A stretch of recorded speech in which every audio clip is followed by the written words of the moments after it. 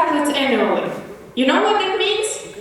That actually means that 91% out of 6.3 billion metric tons of plastic is out there, in the landfills and in the ocean. That's crazy. What about Uzbekistan? Still 9%, but a little less plastic, only 9 million metric tons. But it's still a lot, because only 9%, which is not a lot, is recycled. And now, let me tell how these numbers are connected with your plate, with this apple, and with your future. So basically, a little bit about scientific terminology. Well, microplastic is plastic particles which are smaller than 5 millimeters, and nanoplastic are plastic particles which are smaller than 1/1000th of a millimeter. Pretty small, right? Now, tell me, would you notice such piece in your food? No, obviously not. And now, let me tell how this thing can get into this. So basically it has only two ways. The first one is from the soil. The second one is from the ocean, because most of the pollutants are dumped into the ocean. Basically because people don't know how to deal with it yet. So in first case, we got plastic which never ever disappears. You know why? Because it's not biodegradable. So this means that we consume plastic. The second way is from the ocean. Basically, it doesn't degrade there either. So when we dump the trash from landfills into the ocean, it gets there and it lives there until it can move to the next stage of a food chain. And now tell me who lives underwater beside the SpongeBob SquarePants? Fish. Fish! Right! And who consumes fish?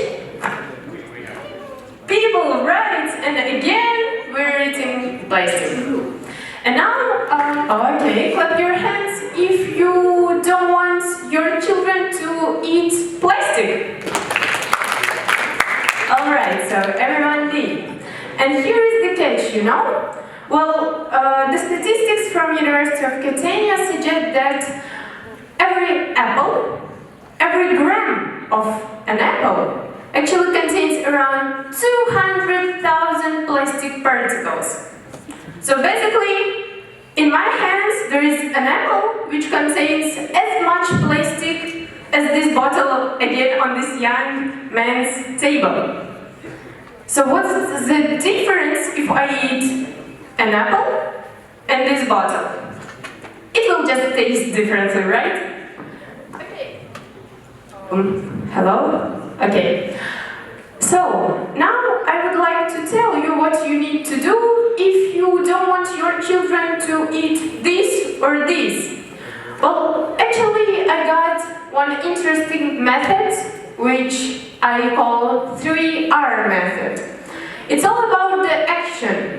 And all actions, as you can see, are represented here. So the first R stands for reuse. And at this stage, I want to say that it's easier to buy something we can reuse rather than buy every day one plastic bottle. And it's less harmful.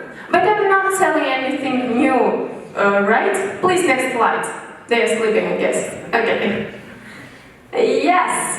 So basically, yeah. They want us to move to the next one. So, look, okay, I will move to the next one if you want so. The second R stands for recycle. And actually, in this case, okay. So, in this case, the thing is that you can bring use not only to yourself, to your future, but also to your government, economically, you know? Because it's easier to recycle and reuse what already exists instead instead of creating something new. So what you can do in order to make the situation with plastic in your food better is search your area for recycling spots.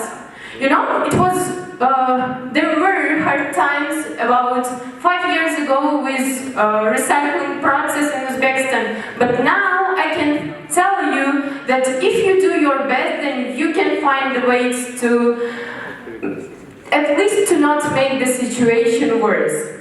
So the third R stands for react.